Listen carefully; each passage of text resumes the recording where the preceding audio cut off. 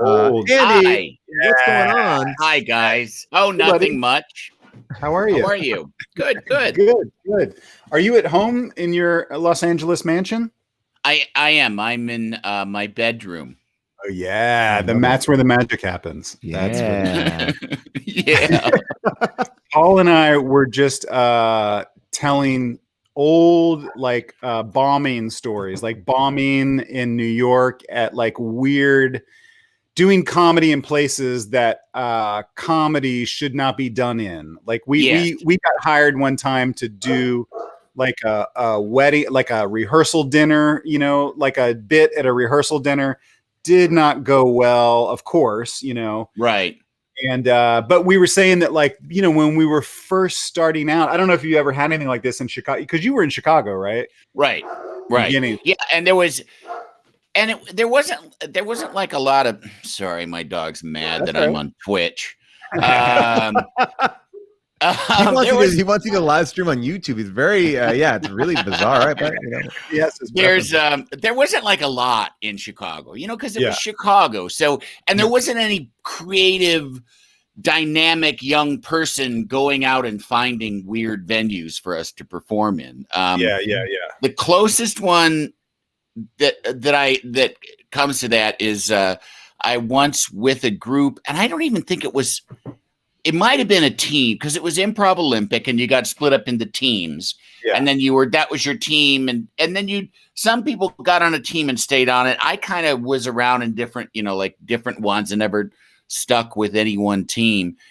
But I guess it was probably the team that I was with, or just like a weird catch-all of who could do it, that went to some suburban high school and they had something called a Venetian night, which I don't know what was Venetian. I don't even know what that about it, but in each classroom around, they were like different things, and then it was progressive. So it's like so we did, like, I don't know, maybe 4 or 5 half-hour, 20-minute improv shows in a classroom of a high school, and then you go somewhere else and it'd be like candle making, or I'm sure that there was some other entertainment of some kind, but and I remember John Favreau was with me on that one. Yes, I forgot that, because Favreau came out of there too, right? He was a Chicago improviser, and and it was just, I mean, I don't even remember specifically. I remember just feeling like, oh, this is going to suck.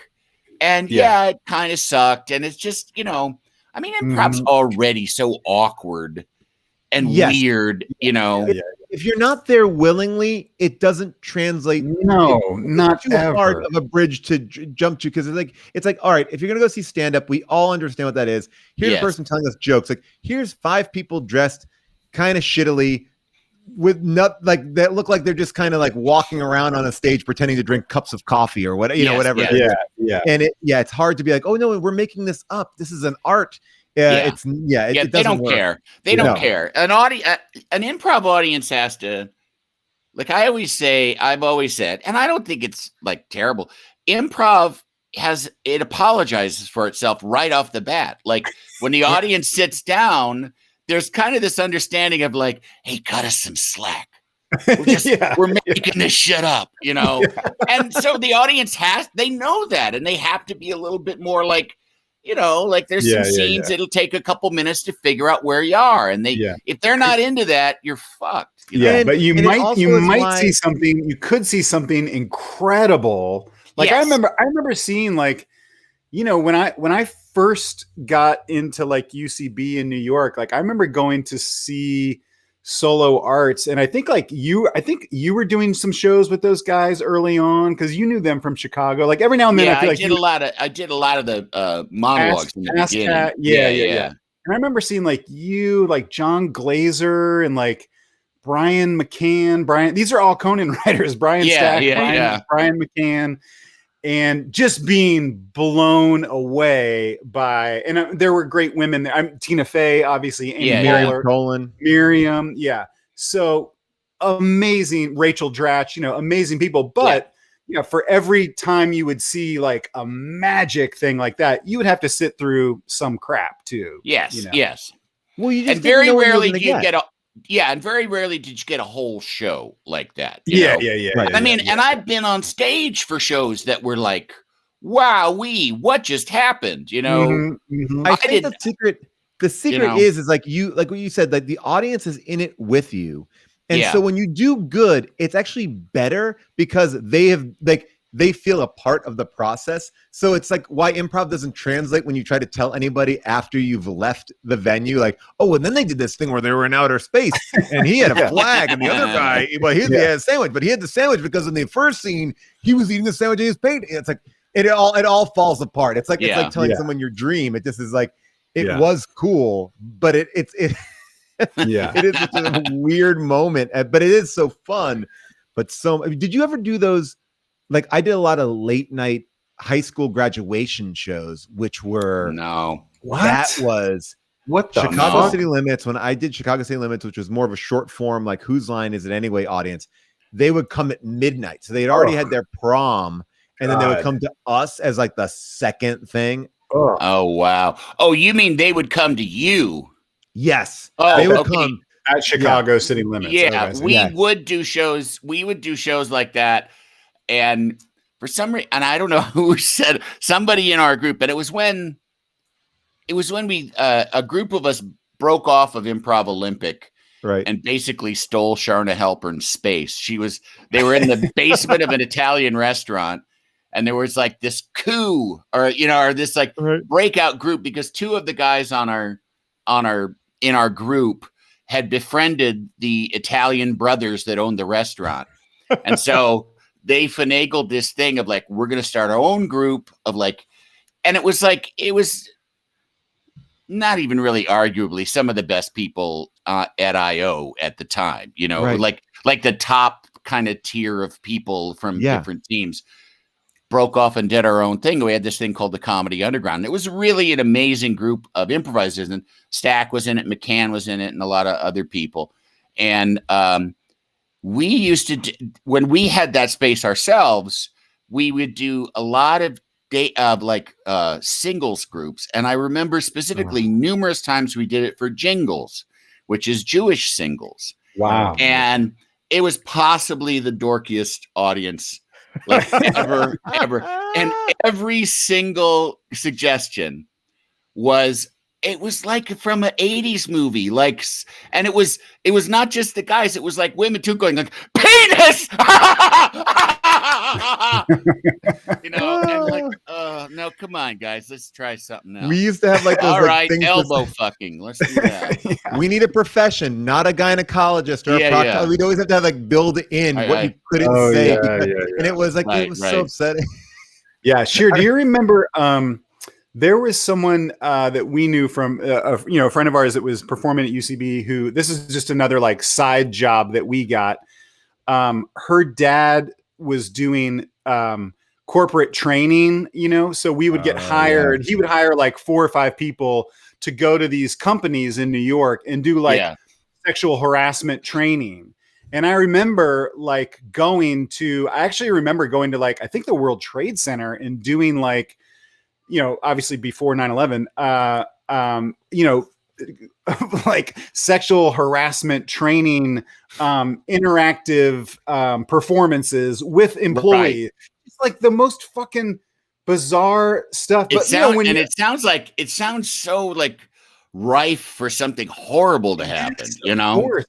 But it's when you're first starting out, you're just like, what does it pay? $400? Great. I'll go there and do that. That's a lot of money to me, that money was always great. Like that was the allure. It's like, come and do a murder mystery night in Albany and you can walk away with $300. It's like, yes, I'll put on my detective hat and let's go. Like, so you guys are younger than me. I don't think it was that. It was never that much money for shit like that back in Chicago. But again, you know what? If you were in Second City, I think you did a lot more of that kind of stuff because they were. It was just like a better run business where they were always seeking that kind of extracurricular gigs. Right. I once did a bat mitzvah, and our dressing room was. Was it arranged, or did you just sort of? It was I just showed up. It was because look, they want the entertainment.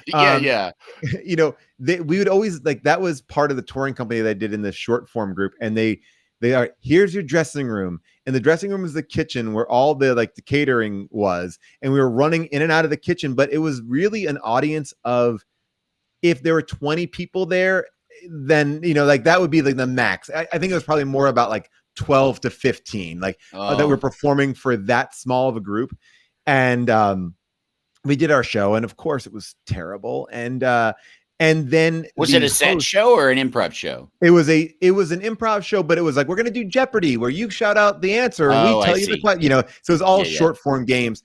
And then at the end, they said, oh, wait here, the host wants to see you. And then the host came in and then tipped us like it was just a weird moment, like taking out $50 bills and giving them to each one of us individually, like shaking our hands and palming us like a tip for a show that was so bad. And we're standing in the kitchen, moving out of the way of caterers. And I was psyched for that money, but also felt dirty taking it. Yeah. Andy, there's a spectrum of that feeling, you know, of like, I don't feel good about that, but I'll take the money. Andy, I know people have, I'm sure everyone has asked you this already, but how are you feeling post show? Do you feel like, are you traumatized? Do you feel like you are, like, you know, where are you mentally? I'm okay. I do have, you know, our schedule, especially during COVID year, was so, I mean, we had like a bunch of 3 weeks on, 2 weeks off, 3 weeks on, 2 weeks off. So I got used to, in COVID, not working and just kind of having like a day to do shit with, you know, So there's part of me that's kind of used to it. And also I just, you know, I've been an actor before, so I've known like, oh, I don't have anything to do for a week and a half. And so you just got to figure something out so you don't feel like a complete loser. So I'm a little bit more used to it than say like some of the writers. Like I think some of the writers are going nuts, you know. And so, but I still like I took my kids on a vacation to Mexico, and then I just was home in Illinois for a family funeral.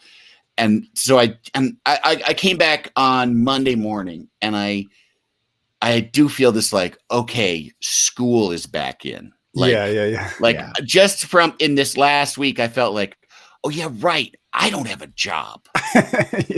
Every day that goes by is a day in which I am not earning some money. So it's a little bit more, I mean, just in the last few days. And it's not like a panic, but it's a bit of like you know what? I better do those dishes. You know, it's like, I better, you know, figure out what's going on with my career. I felt the same way this week because my son started school, and you know, normally it's like I can drop him off, but I can't pick him up because I got something going on. And this week it was like, can I pick him up? Like, I can pick him up every day. And I was like, I can just stay there and wait for him. I know my wife keeps going like, what's your schedule next week? And I'm like, let me just let me look at this.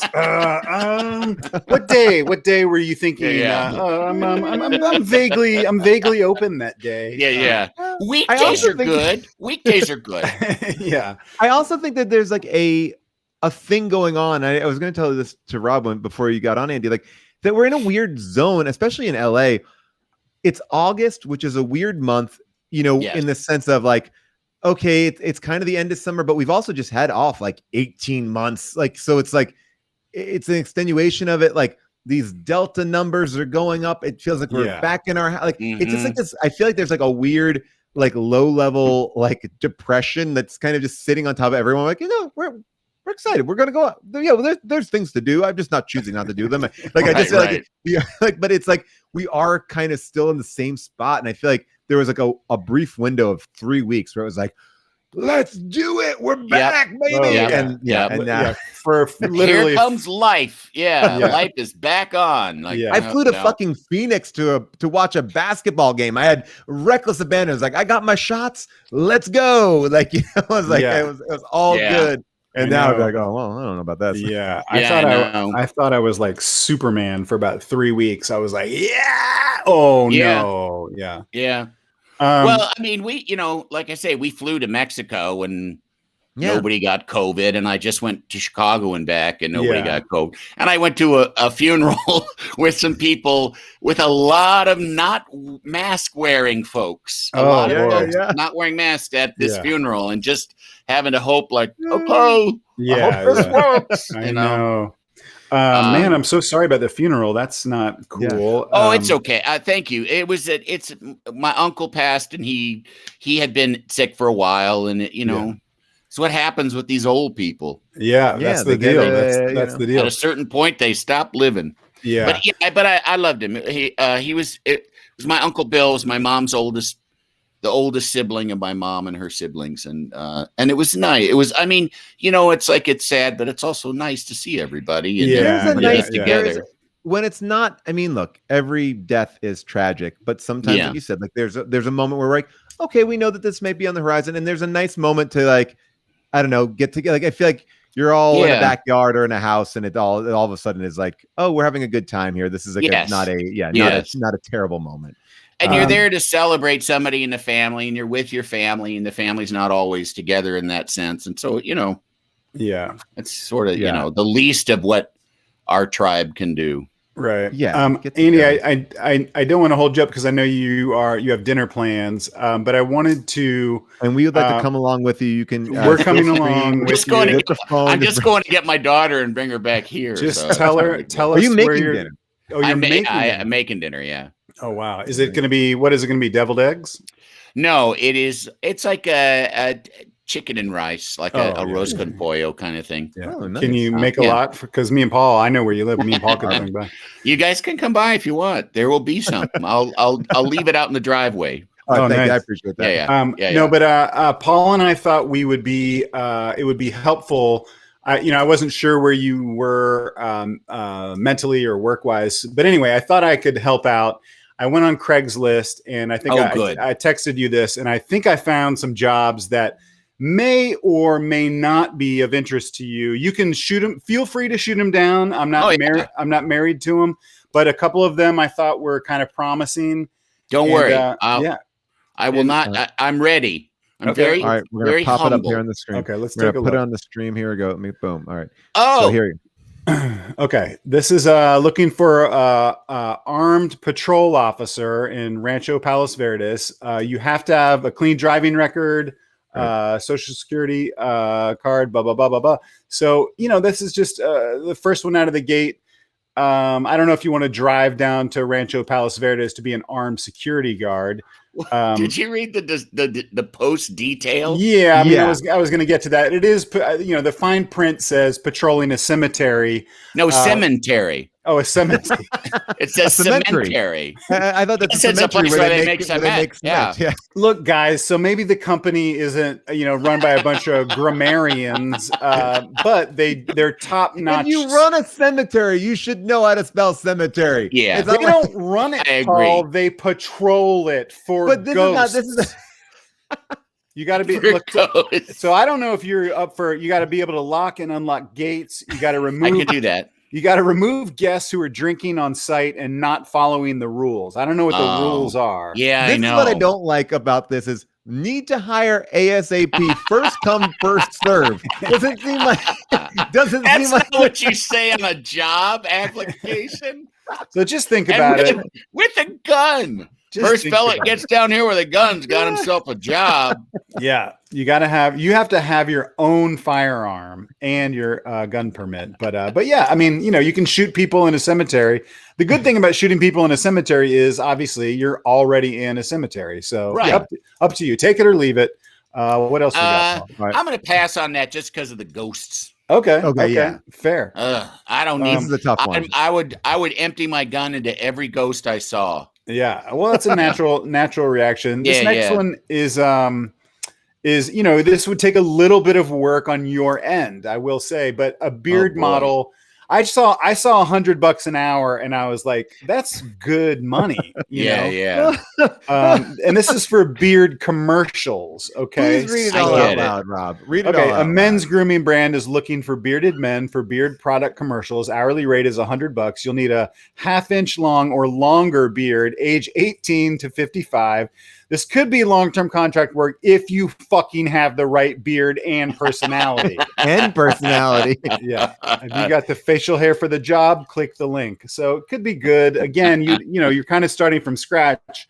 I don't know how long it would take. By the way, I would like to maybe jump in on this one because I have a little bit of a beard and I've shaved it down, but $100 an hour seems like a fair price for beard work. But how many photos of a beard do you need? Like, this is a long-term contract. Like, what's happening here? It's got to be a long-term contract, but for a side gig. I mean, I can't imagine there's like a minimum, like you're going to get working on a draw like a salesman, yeah. I don't know how it works. What else? I feel like this is undercover pornography. And I feel like I couldn't do it because I'm 54 right now, and I'd need at least 3 years. Oh yeah, for sure. To get over a half. Well, we won't do it. We won't do it. Yeah. We'll go on to the next one. What else? All right, here you go. K-pop DJ. I don't know if you know anything about K-pop, but I know it's from Korea. Yeah. So you gotta, you have to. We're looking for DJs who are fluent in understanding and have deep knowledge of K-pop, BTS, Blackpink, TXT, Stray Kids. These are all K-pop bands, I'm assuming. I would assume, yeah, sure. Yeah. Or there's some kind of street drug. Right. TXT sounds like a great street drug. Yeah. And Stray Kids. Give me some of that Blackpink. Yeah. That's a cat tranquilizer in the vet plate. So yeah, they can only consider. What I love about this one is that how many hours can you DJ for straight? Like, can you be like, oh, I could DJ for 12 hours like that? Like they're looking for length. Like they don't care about the DJ. They want the length, not the sound. It's quantity, not quality. Right. Yeah, for sure. I could DJ for like 48 hours if they just let me put on a playlist and then go take a nap or something, Well, yeah. Well, maybe you should think about it. I mean, because I know you love K-pop, so I do. Think about it. I will think about it. Okay. I do. When I've DJ'd before, I've been thrown out because they think I'm just some old creep.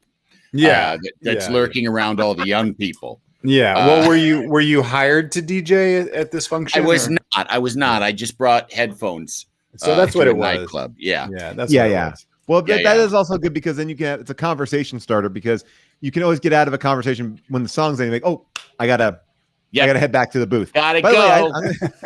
I'm gonna start wearing headphones around like that. Oh, I gotta get back there. Yeah. I got it. All right, let's see what else. We'll give you one or two more before you got to go here. All right. Diabetes study. I don't know if this is for you. I don't know how you feel about this. I just like the picture of the guy. The guy seemed pretty psyched about having diabetes. I just don't think there's any amount of money that they could pay me that I would agree to get diabetes. Yeah, you know what I mean? You have to get diabetes for this gig. I mean, I would. Of course, you'd have to get paid for that. At that point, zero to diabetes. But if you got it, true. I didn't even think about that. For it. If you already got it out, okay, that'd be better for somebody that's already have it. Already has it. Yeah. And then, this one I liked a lot because I always wondered about the electric scooters that you see around LA and a lot of cities. I just wondered like what happens. I didn't know that obviously there's a guy that goes around and picks them up and recharges them. Right. So, this says get started juicing scooters with Lime.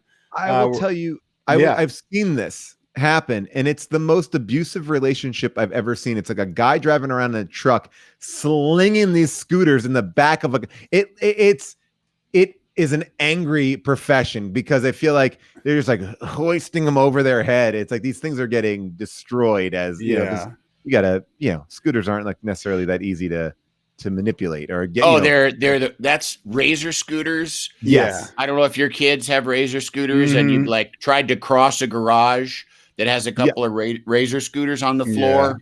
No. Yeah. It's the most, people talk about stepping on Legos. A razor scooter is like, it's like getting a karate chop to the chins, right? The shins, and it's just no way. I have at least 5 times in my life picked up a razor scooter that like tripped me or something and just flung it, like into a wall. These I don't really understand how this job works. Someone smarter than me will know, but like I don't know how you charge them back up. I guess if you go home and you have like a space where you can charge them. You must, yeah. You got. It must be a depot. You must go to like a cemetery and drop them off or something. Cement factory. Yeah, maybe there's a big Lime headquarters, and you take it to the Lime headquarters, and then they trade you, charged ones for the dead ones. Yeah. It doesn't say how much money this is, so I'm not sure. All right, Paul, I think we got maybe this one. This is actually going to interfere with my job collecting grocery carts out of alleys. Oh, gotcha. I already am doing that. So now this one I liked. I'll read it to you.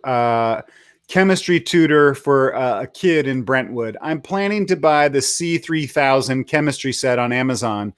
It's a very serious chemistry set with dangerous chemicals, though some have to be purchased separately. I need someone who is experienced in chemistry experiments and safety, and someone who knows a lot about chemistry. I know nothing except what I remember from high school chem class. You would come to the house, do experiments with my insanely smart and passionate about chemistry 10-year-old. He read 2 chemistry books on his own. There is no class or grade or anything that needs to be memorized. It should be fun and interesting. You must be extremely knowledgeable about chemistry and ideally quick and bright with a high IQ, or my son will most likely not tolerate you for long. We homeschool, so the schedule is flexible. If you have a chemistry set that you prefer, I'm happy to get a different one. Ideally, I can hire you to acquire the things needed for the gig that are not included as well. I have no idea what a fair rate for this would be, so tell me what your rate is in response. Wow. Not enough. Not enough. That feels like a very LA specific job. Yeah. This reminds me, Scheer, of the time that am I talking out of school here? When we went to Ben Stiller's house. Were you with me when we went to Ben Stiller's house and he had a karate? I've never been. Okay. Maybe that was somebody else. One time I went to Ben Stiller's house. It was with Jason Wallner, and we were meeting with Stiller about doing something. And Stiller's super nice and lovely, but I was cracking up because the whole time we were there, he had a personal karate instructor teaching karate to his son, who was like, 7 or 8 years old at the time. And the guy was just like I wanted that job. I was like, I want to be the karate instructor for Ben Stiller's son. But anyway, the Brentwood chemistry instructor job, it felt like, when I read about that, Andy, it felt like something you could pull off. You don't think you could do it? No, that sounds like every teacher or every parent at school that I have it took me a couple of grades to know. And then I'm like, okay, goodbye. Like, oh shit, here comes that guy. Yeah. There she is. Yeah. No, I read that and it felt like a movie pitch to me. I was like, this is a weird job, but a great movie. Like right, exactly. Yes. There was a movie. It was called the Dead Zone. It was basically that's Christopher Walken in the Dead Zone. Yeah. When I was doing when we had our first kid, we're in this daze. It's just our lives are totally flipped upside down, and we're getting fat. We're just at home. We're drinking earlier than normal. And we're sleeping weird. And we're like, we need to hire a trainer to come to the house and train us. And we would get the trainer to come to the house during the baby's first nap, which was between 7 and 9 in the morning, whatever it was. And the trainer was great. And I remember him telling us that he trained a woman who would run a mommy and me group in her house, but she would not attend the mommy and me group. She had her nanny with the baby downstairs, and she would work out during that time. So she would come into the room with the mommies and be like, "Hey, everybody! Oh, I'm so happy you're here," and then go upstairs and then train. It was such a bold move. Right, to be I'll host this, but I will not be a part of it. And also because it's like, really, those are the only 2 hours in the day that you can do. Like, you couldn't overlap them. You want to really make it visible that you cannot be bothered to spend an hour with your child. The last one, Andy, and then we're going to let you go. I know you got to start cooking the chicken. Is this is I think this is Jay Leno. Jay Leno is casting contestants for his new game show, which is You Bet Your Life, hosted by Jay Leno, the king of comedy, looking for people of all ages who are fun. The king of comedy? No. I am. Okay. I threw that in there. The text is small, so I can't see. Yeah. So anyway, these are just jobs to think about. This one's a pretty fun one because it's like, this is like, do you want to have a good time and a chance to win money? Are you the life of the party? Do you love to play games? Are you never at a loss for words? Are you a natural born storyteller? Like this is you have to do a lot on this show. Like normally it's just like, be smart. You know, can you guess the price of something? This you have to be a full on performer. I mean, this is you got to be a great interesting person to hang out with Jay. Oh boy. Well, because you got to inspire him. Yeah. He's not going to bring the comedy. You have to bring it to him, and he'll tell you whether or not you got the goods. Yeah. By the way, why? And I don't mean to talk out of school. I don't know Jay Leno. I'm not trying to start a beef with you, Andy. But isn't there a famous story that like the only money he's ever spent is from his stand-up, and he saved all of the money from the Tonight Show? So yes, my question is, why is he hosting You Bet Your Life? And no one knows, but. Because he's got to do something to get out of the house. Yeah. I think it's mostly probably his wife. Probably pay for the gasoline in all his cars too. Yeah, she flicked on the TV and put on like the guide, and Me TV was up, and there was You Bet Your Life with Groucho. She goes, do that. Yeah. All right. On the but no, he said that about his. I just was talking to somebody about this the other day. About him saying he never spent his Tonight Show money, which is such a bizarre defense of your humility. Yeah, like, I have a huge pile of millions of dollars I'm not even touching. Yeah, he's not a great humanitarian. It's not like it's like if it would be one thing, it's like I gave all my Tonight Show money to charity. No, that's the other thing. That's the other thing. Yeah. It's just sitting there. That's the other sort of like weird area where there's blinders. But the reason that it was always said, I think, was in response to the wow, did you really like sneak into a closet and press your ear against the wall where they were making decisions? And did you really do all this weird conniving to, get the Tonight Show away from your supposedly old friend, David Letterman? Yeah. And the answer is yes. So he has to put out I was just a passive victim of the circumstance when they forced the Tonight Show on me. It's like he's trying to seem like,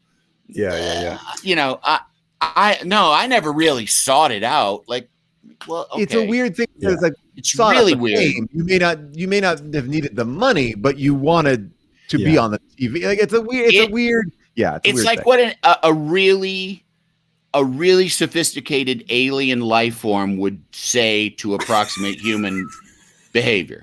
Yes. Like it would sort of understand the dynamics of and how the wiring works and say well, how about this? I never spend that money. Yeah.